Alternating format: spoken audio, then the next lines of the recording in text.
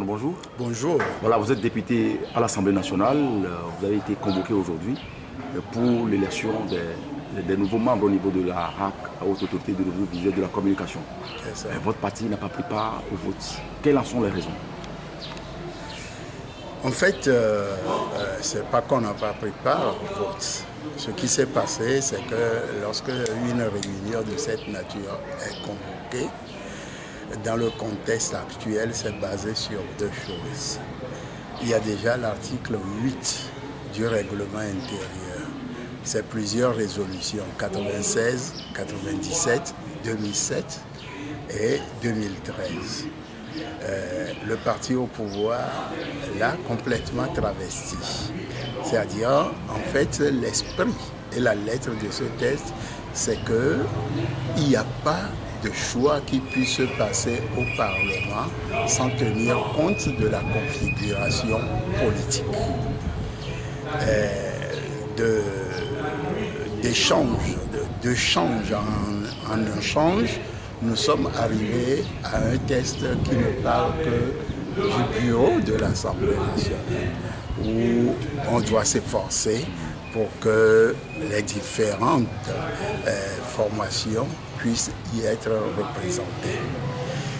Mais l'esprit y est, c'est-à-dire à partir du moment où vous-même, en formant le bureau de l'Assemblée nationale, en mettant sur pied les commissions, vous vous efforcez à ce que toutes les formations soient représentées, surtout la majorité parlementaire et l'opposition parlementaire puisse être représentée. À partir du moment où vous l'imposez, lorsque vous rentrez dans d'autres institutions, c'est l'esprit-là qui doit guider le choix qu'on fait.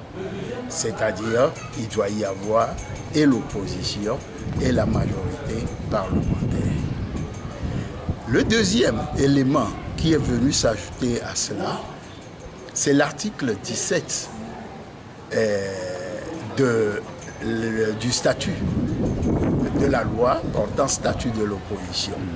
Cet article 17 dit clairement que l'opposition parlementaire doit être représentée dans toutes les institutions de la République. Voilà le principe, les principes que j'ai énoncés. Deuxième problème, qu'est-ce qui s'est passé? C'est qu'il y a 42 candidatures. 3 ont été rejetées. Il restait donc 30... non, il y avait 45, je crois. 3 ont été rejetés. Il restait donc 42.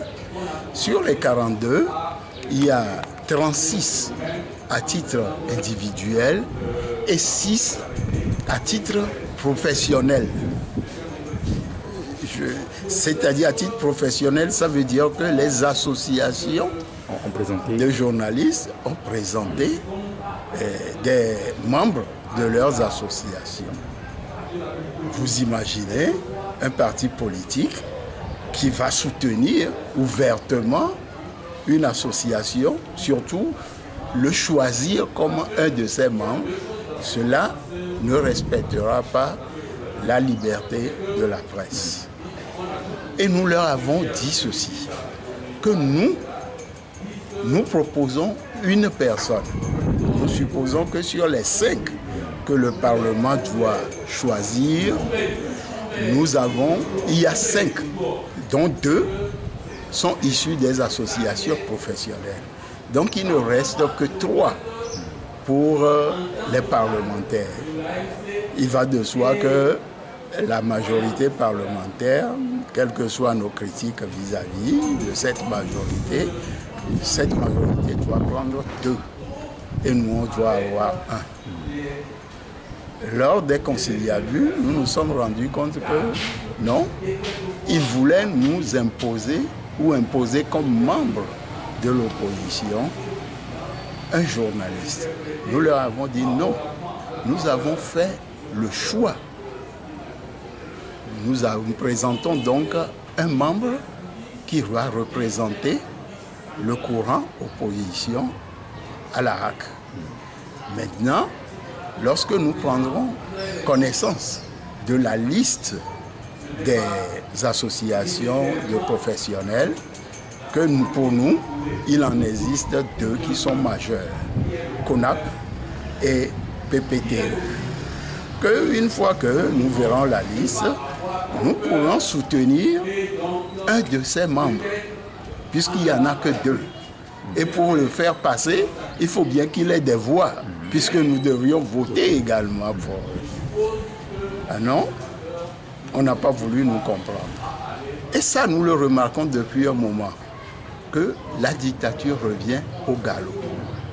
On veut nous imposer tout. Ils veulent qu'on se soumette à eux dans tous ces principes-là. Lorsque nous avons mené les discussions, que nous avons vu qu'ils allaient nous amener dans une histoire et au demain dire que c'est nous-mêmes qui avons choisi ou qui avons fait ceci, à la limite même pouvoir dire que c'est l'ANC qui a choisi un journaliste comme son représentant, nous avons dit non. Nous ne rentrons pas dans ce jeu et nous nous sommes concertés en avertissant le président que nous n'irons pas jusqu'au bout du vote à partir du moment où ils nous imposent leur façon de voir. C'est ainsi que le groupe parlementaire ANC est affilié. Ce groupe est sorti de la salle pour que demain, on ne dise pas que nous avons pris part au vote pour faire tel choix ou tel choix. Et ça ne date pas que d'aujourd'hui. Nous avons vu que c'est ce qui se répète maintenant tout le temps. Voilà ce qui s'est passé.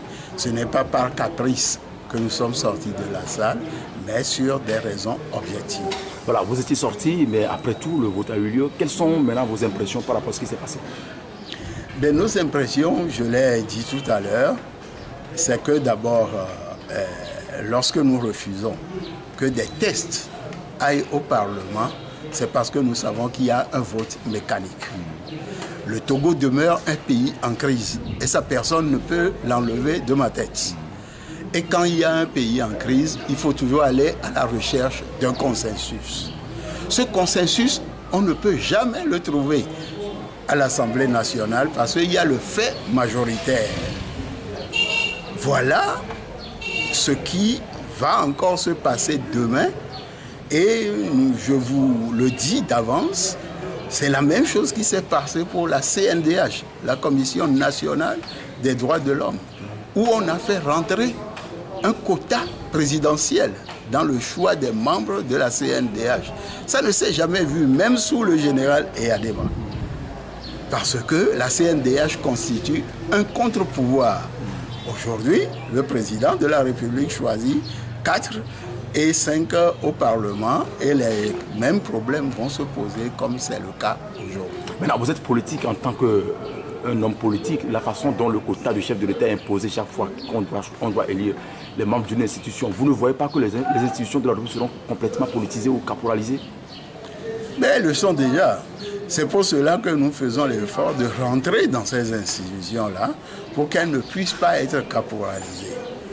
Mais le fait majoritaire fait que parfois ils nous mettent devant des situations qui sont inacceptables. Mais nous sommes d'accord qu'ils sont en train de caporaliser toutes les institutions. Je ne crois pas que je le dirai assez. La dictature revient au galop. On se retrouve dans les schémas d'avant la conférence nationale où c'est la réalité d'un seul parti qui compte. Tous les tests qu'on fait, tous les tests qu'on vote, pour que ce soit par exemple le statut de l'opposition, le chef de file de l'opposition, c'est pour pouvoir nous utiliser. Et nous, à l'ANC, on le sait, c'est pourquoi nous organisons une résistance pour que ces gens ne puissent pas nous utiliser comme ils l'entendent. Voilà, quelle est maintenant la stratégie de l'opposition, vos collègues au niveau de l'Assemblée? Comment ça s'est passé et quelle est la suite maintenant réservée? Dans quel domaine? D'une façon générale ou bien voilà, sur la HAC? Oui, d'une façon générale, au niveau également de la HAC. D'une façon générale, c'est le peuple qui nous a envoyés à l'Assemblée nationale. Nous sommes des élus du peuple, de vrais élus du peuple. Nous ne pouvons pas abandonner le Parlement, ça n'apportera d'abord rien. Mais nous sommes là pour rendre compte aux populations, leur dire les choses telles qu'elles se passent dans cette Assemblée nationale, que personne ne vienne leur dire que c'est le consensus, c'est le lieu fécond du débat, que c'est là-bas où on peut régler les problèmes. C'est faux. Si on veut réellement résoudre les problèmes du Togo, il faut trouver un autre cadre de dialogue où il y a des gens qui s'asseyent pour rechercher des solutions de consensus. Au Parlement, le vote est mécanique. C'est le même état d'esprit qui a fait bloquer les réformes constitutionnelles et institutionnelles jusqu'à présent. Voilà ce que nous pensons de cette situation et nous ne pensons pas l'accepter. Vous voyez bien que nous sommes actuellement en pleine séance du Bureau national.